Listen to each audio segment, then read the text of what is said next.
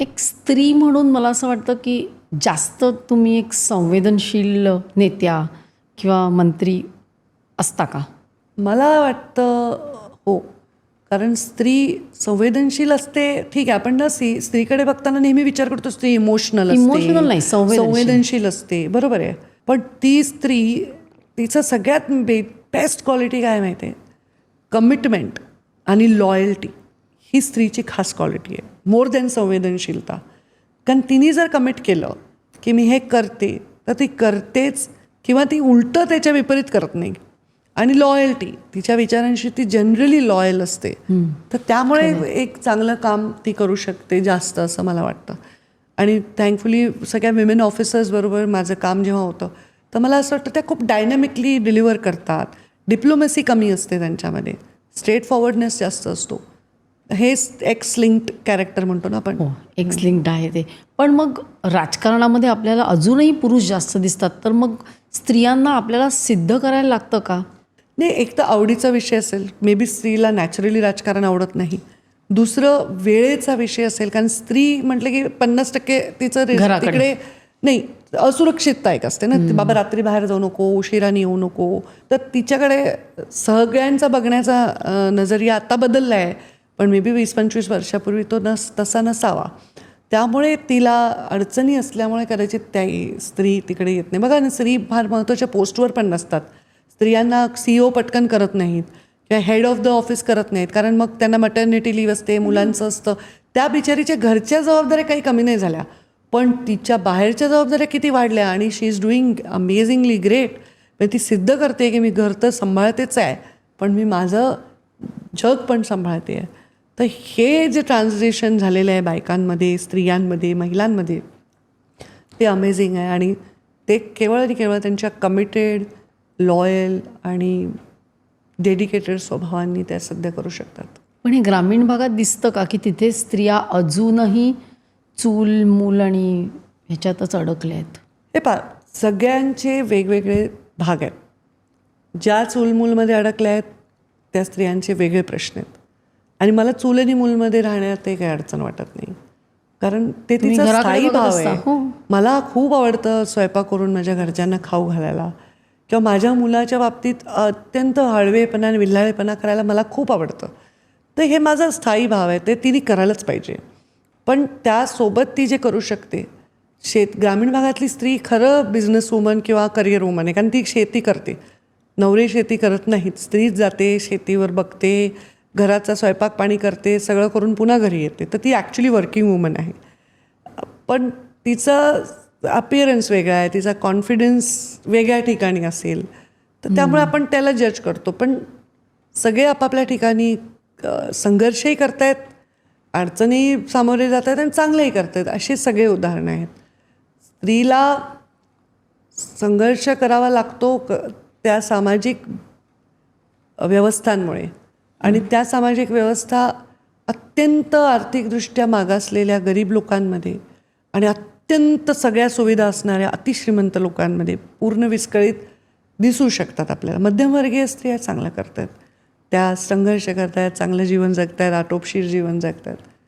तर अति ताकदवान आणि अति बलहीन अशा ठिकाणी खूप वेगळा संघर्ष आहे. पण चॅलेंजेस आहेत. आणि ग्रामीण महिला सुरक्षित नाहीत असं नसून, शहरातल्या आणि अत्यंत अत्यंत सधन आणि सुविद्य फॅमिलीतल्याही लोक, आता आपण एक केस बघितली असेल मध्य प्रदेशमधली, फार गाजती आहे. म्हणजे तर त्या स्वतः लिगल फॅमिलीत असणाऱ्या मुलीचं एक अशी परिस्थिती होते. तर शिक्षणाबरोबर सुसंस्कृतपणा आणण्यासाठी पण भविष्यात प्रयत्न करावे लागणार आहेत.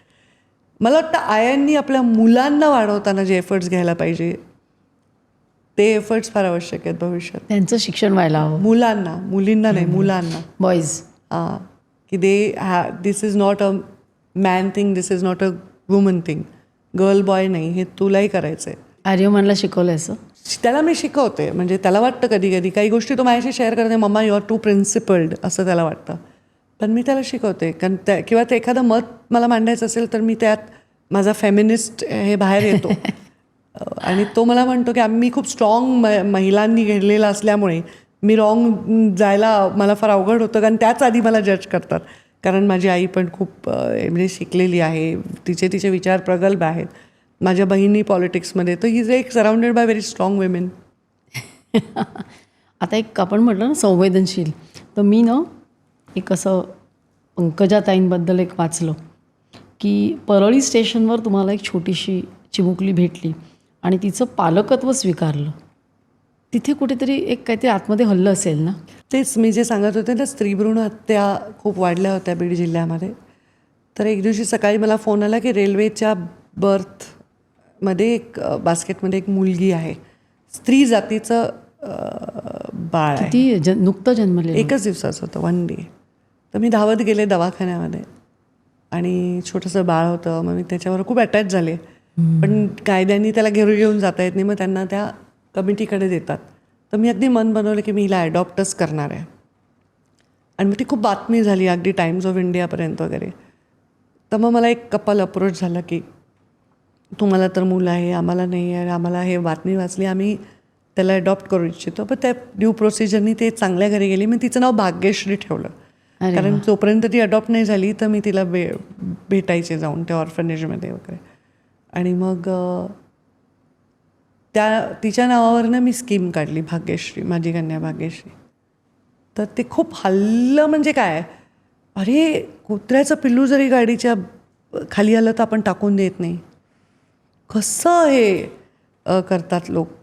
किमान त्यांना योग्य ठिकाणी तरी द्यायला पाहिजे. If you can't accept the child.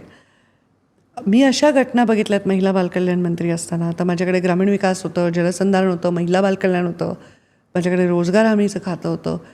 तर मी अशा घटना बघितलेल्या आहेत की यू कॅन इमॅजिन. म्हणजे मला त्या बिटरनेस आणि सॉरोजमध्ये नाही राहायचं आत्ता, पण मुलींचं लाईफ इतकं खराब करू शकतात त्यांचे परिवार, त्यांच्या आजूबाजूची व्यवस्था, फार वाईट असतं.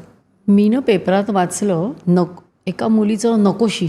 तर नकोशी नाव कोण ठेवणार?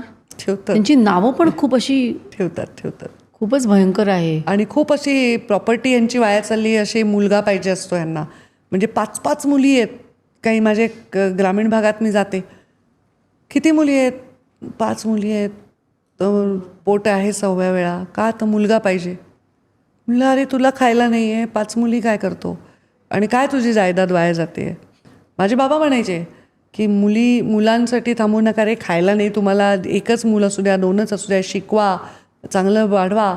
माझ्या मुलगी माझं सगळं करतील, माझी मुलगी माझा अंतिम संस्कार करेल. हे त्यांनी जाहीर सभेत सांगितलं होतं की ते मुलाला वंशाचा दिवासाठी वाट. मी म्हणणारच होते, वंशाचा दिवा काय दिवे लावणार आहे काय माहीत नाही, पण मुली मात्र आईवडिलांना सांभाळतात. नक्की. ही क्लिप जर तुम्हाला आवडली असेल तर संपूर्ण पॉडकास्ट बघण्यासाठी सर्व काहीच्या पॉडकास्ट चॅनलला भेट द्या आणि सर्व काही क्लिप्स चॅनलला सबस्क्राईब करायला विसरू नका.